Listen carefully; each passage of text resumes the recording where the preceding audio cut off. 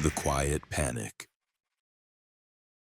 This is something you guys have been requesting for months now, and honestly, I wasn't sure if I should tell this story. But after what happened to my neighbor just last week, I realized people need to hear this. Because sometimes the most innocent things can lead to the most terrifying experiences of your life. I was 17, working my first job at a small jewelry store in the mall. It was one of those typical Saturday shifts where barely anyone comes in, and you're just counting down the hours until closing time. The store was dead quiet except for the soft jazz music playing overhead and the occasional sound of footsteps echoing through the mall corridors outside. My manager had stepped out for her lunch break, leaving me alone to handle the store. I was organizing some necklaces behind the counter when I heard it. A tiny metallic sound like something small hitting the tile floor. I looked around but didn't see anything at first. Then near the entrance of the store, I spotted it. A single gold earring sitting right there on the floor, just inside our threshold. Now, this wasn't unusual. People drop jewelry all the time, especially earrings. They'd come back looking for them, or sometimes they wouldn't even realize they'd lost one until days later. Standard procedure was to put any found items in our lost and found box behind the register. But something about this particular earring felt different. I can't explain it, but as I walked over to pick it up, I got this weird feeling in my stomach. The earring was beautiful, I'll give it that. It was a small gold hoop with what looked like a real diamond dangling from it. Definitely expensive, probably worth a few $100s at least. But here's what struck me as odd. It was perfectly clean, like spotless. If someone had just dropped it while walking through the mall, you'd expect it to have some dust or maybe a hair stuck to it. This thing looked like it had just been polished. I bent down to pick it up, and that's when I noticed something that made my blood run cold. There were no other customers in the store. There hadn't been for at least 20 minutes. And yet this earring was sitting right there like someone had just dropped it moments ago. I stood up and looked around the mall corridor through our glass storefront. A few people were walking by, but nobody seemed to be looking for anything. Nobody was checking their ears or patting their pockets. I decided to follow protocol anyway and place the earring in our lost and found box. But I couldn't shake this uneasy feeling. Something was wrong, and I couldn't put my finger on what it was. About an hour later, my manager returned from lunch, and I told her about the earring. She seemed interested and asked to see it. When I showed it to her, her expression changed completely. She picked it up and examined it closely, turning it over in her hands. Then she looked at me with this serious expression I'd never seen before and said something that still gives me chills to think about. She said, "This is the third one this month." I asked her what she meant, and she explained that 2 other jewelry stores in the mall had found similar single earrings over the past few weeks. Always just one earring, always expensive, always perfectly clean, and always found when there were no customers around who could have dropped it. The security guard for our section of the mall had apparently been asking store managers to report any strange incidents, and finding expensive single earrings definitely qualified as strange. My manager immediately called mall security, and within 10 minutes, Officer Martinez was at our store. He was this older guy who'd been working mall security for over 15 years, and he'd seen pretty much everything you could imagine. When my manager showed him the earring, his face went pale. He asked us detailed questions about exactly where we found it, what time it was, and whether we'd seen anyone suspicious. Then he told us something that made my hands start shaking. He said this wasn't just happening at jewelry stores. Over the past month, single earrings had been found at various stores throughout the mall. A clothing boutique, a phone case kiosk, even the food court. Always the same pattern. Expensive single earrings found in places where no customers had been recently. Officer Martinez explained that mall security had been reviewing camera footage, trying to figure out what was going on. What they discovered was disturbing. The cameras showed the same person visiting different stores at various times, always when the stores were relatively empty. This person would walk in, pretend to browse for a few minutes, and then leave. Shortly after, employees would find a single earring somewhere in their store. But here's the really creepy part. When security tried to get a clear look at this person on the cameras, they realized something was wrong with the footage. Every time this person appeared on camera, there would be some kind of interference, or the image would be strangely blurry. It was like they knew exactly where the cameras were and how to avoid being clearly recorded. Officer Martinez asked us to keep the earring as evidence and promised to increase patrols around our store. He also gave us his direct number and told us to call immediately if we noticed anything unusual. As he was leaving, he turned back and said something that I'll never forget. "If you find another single earring, don't pick it up. Call me first." The rest of my shift passed without incident, but I couldn't concentrate on anything. Every time someone walked by the store, I found myself studying their face, wondering if they were the person leaving these earrings. Every sound made me jump. When closing time finally came, I was relieved to lock up and head home. But the story doesn't end there. In fact, what happened next is what convinced me that there was something much more sinister going on than just some weird person with a jewelry obsession. 3 days later, I was working another evening shift when I saw her. A woman in her 30s with dark hair, wearing a long black coat despite the warm weather. She walked into our store and started looking at our display cases, but something about her behavior was off. She wasn't really looking at the jewelry. Instead, she seemed to be studying the layout of our store, noting where the cameras were positioned, observing how many employees were working. She spent about 5 minutes in the store, asked a few generic questions about our return policy, and then left without buying anything. About 10 minutes after she left, I was organizing some rings when I heard that familiar metallic sound again. My heart started racing as I looked toward the front of the store. There it was, another single earring, this one silver with a small ruby. It was sitting in almost the exact same spot where I'd found the first one. This time, I didn't pick it up. I immediately called Officer Martinez, and he was at our store within minutes. When he saw the earring, he nodded grimly and said, "She's escalating."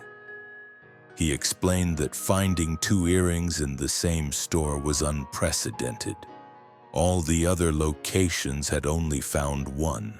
Officer Martinez carefully picked up the earring with tweezers and placed it in an evidence bag. Then he asked me to describe the woman I'd seen earlier in detail. As I was talking, I could see recognition in his eyes.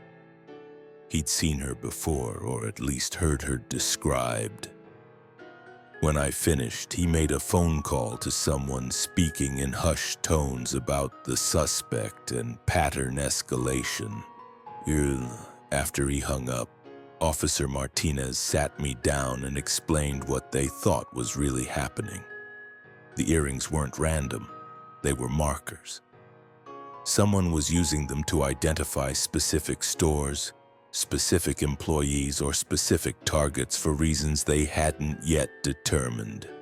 The fact that I'd now found 2 earrings meant that either our store or I personally had been selected for something.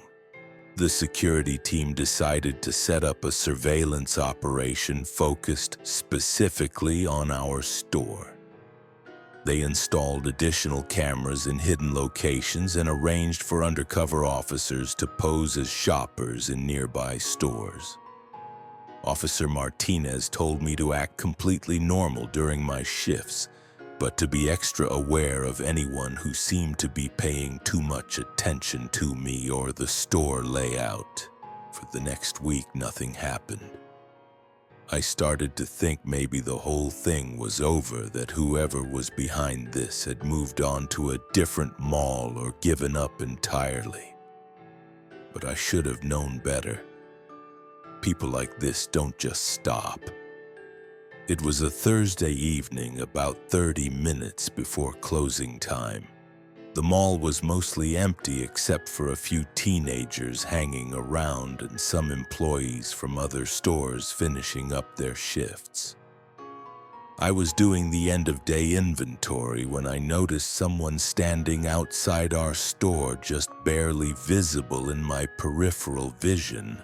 I looked up and there she was again. The same woman from before, but this time she wasn't alone. There was a man with her, tall and thin, wearing a baseball cap pulled low over his face.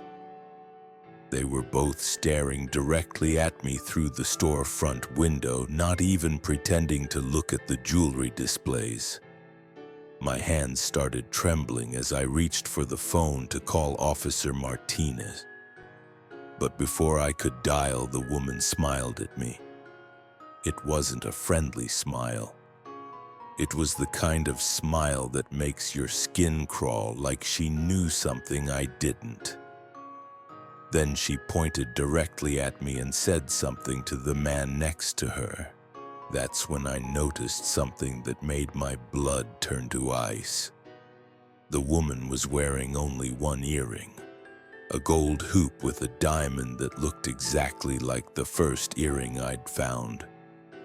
The same earring that was now sitting in an evidence locker somewhere. I fumbled with the phone, trying to dial Officer Martinez's number while keeping my eyes on the 2 people outside. The woman pulled something out of her coat pocket and held it up against the window. It was another earring, this one matching the silver and ruby one I'd found earlier. She pressed it against the glass and dragged it slowly across the surface, leaving a thin scratch mark. The man with her pulled out a small notebook and appeared to be writing something down while looking directly at me. Then he pointed to his watch and showed whatever he'd written to the woman. She nodded and put the earring back in her pocket.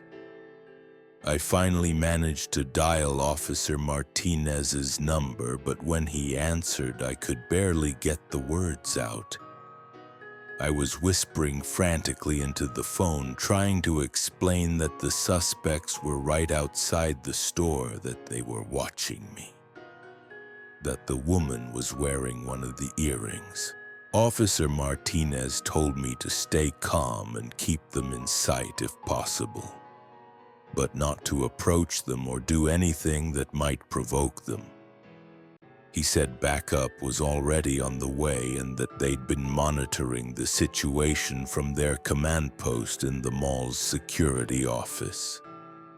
But as I was talking to him, the two people outside started walking away. They moved casually, like they had all the time in the world, stopping occasionally to look at other store windows. The woman kept glancing back at me, that same unsettling smile on her face. Within minutes, 3 security officers appeared, moving quickly through the mall corridors. I watched through the window as they searched the area, but the 2 suspects had vanished completely. It was like they'd never been there at all. Officer Martinez arrived at my store just as I was locking up for the night. He looked exhausted and frustrated. He explained that they'd been tracking these 2 individuals for weeks, not just at our mall, but at several others across the state. The earring scheme was apparently just one part of a much larger operation that nobody fully understood yet. He walked me to my car that night and told me something that still haunts me. He said the reason they were so concerned about this case wasn't just because of the strange behavior or even the potential stalking. It was because in 2 other cities where this same pattern had occurred, employees who'd found multiple earrings had simply disappeared. Not quit their jobs, not moved away. Disappeared. The police had found evidence that at least 3 people who'd encountered this earring scheme had vanished without a trace. Their cars were found in mall parking lots, their personal belongings left behind, no signs of struggle. Just gone. That's when I realized why Officer Martinez had been so serious about the whole thing. This wasn't just some weird prank or elaborate theft scheme. This was something much darker. I never worked another shift at that jewelry store. I quit the next day and refused to go back to that mall for months. The investigation continued, but as far as I know, they never caught the people responsible. The earrings stopped appearing, which either meant they'd moved on to other locations or they'd gotten what they wanted. So here's why I'm telling you this story. Last week, my neighbor called me in a panic. She works at a small boutique downtown, and she'd found a single expensive earring on her store floor. Just one earring, perfectly clean, with no customers around who could have dropped it. When she described it to me, I felt that same sick feeling in my stomach that I'd experienced years ago. I told her everything that had happened to me and begged her not to pick up any more earrings if she found them. I gave her Officer Martinez's contact information, even though he's probably retired by now. But here's the thing that really scares me. She found another earring yesterday, and when she called the police, they told her there have been similar reports from stores all over town in the past month. It's starting again. So if you work in retail, if you manage a store, or if you're just someone who spends time in shopping areas, please remember this. If you find a single earring, especially an expensive one, don't pick it up. Call the police immediately, because sometimes the most innocent-looking things are actually the most dangerous. And to whoever is behind this twisted scheme, if you're watching this video, just know that people are paying attention now. We're sharing information, we're staying alert, and we're not going to let you hurt anyone else. Stay safe out there, and remember, when something seems too good to be true or too perfectly placed, it probably is.